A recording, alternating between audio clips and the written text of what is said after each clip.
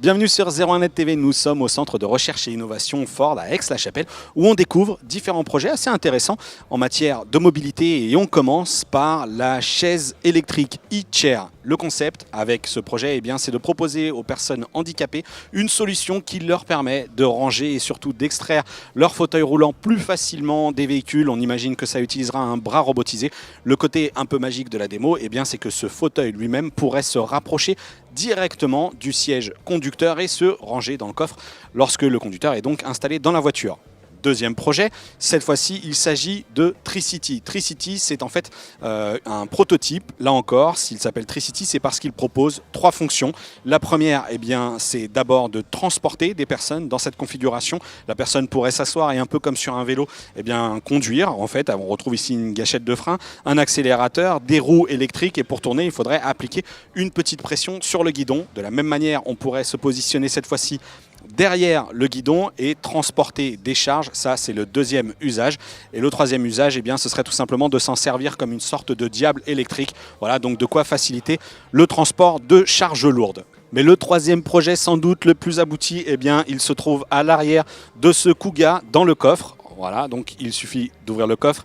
Visiblement, il ne se passe rien, sauf que à la place de la roue de secours, alors en fait, ou du kit de réparation de la roue de secours, on retrouve Carry, qui est en fait une sorte de plateau. Un plateau donc qui utilise un système gyroscopique comme on a déjà pu vous présenter sur 01net. Il suffit en théorie de se pencher d'avant en arrière pour avancer, de gauche à droite pour tourner. Mais je vais maintenant le tester pour me faire une idée un petit peu plus précise.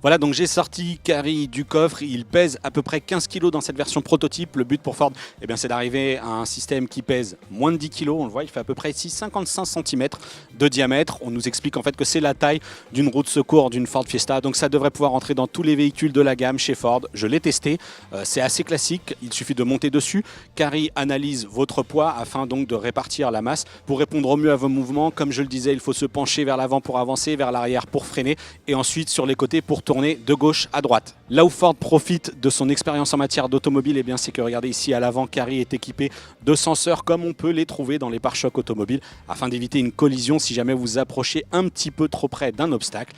L'autre objet assez magique, je le tiens dans ma main, c'est ce petit boîtier noir qui permet en fait à Carry de demander de vous suivre puisque en plus de vous porter et de vous déplacer sur les derniers kilomètres pour atteindre une destination, Carry pourra aussi transporter des charges lourdes jusqu'à 120 kg. Si actuellement Carry vous suit grâce à l'aide de ce petit boîtier qui communique avec le robot par onde radio, Ford travaille d'ores et déjà à l'utilisation du smartphone comme unique télécommande, voire mieux, une smartwatch ou un bracelet connecté. Vitesse de pointe annoncée pour Carry à peu près 20 km/h et une autonomie de 20 km. Dans sa conception finale, Carry en fait se rechargerait directement dans le coffre du véhicule par un système de contacteur propriétaire. Une fois que celui-ci serait rangé dans le coffre, automatiquement, il referait le plein. On nous annonce qu'il faudrait à peu près 40 minutes pour recharger les 20 km d'autonomie.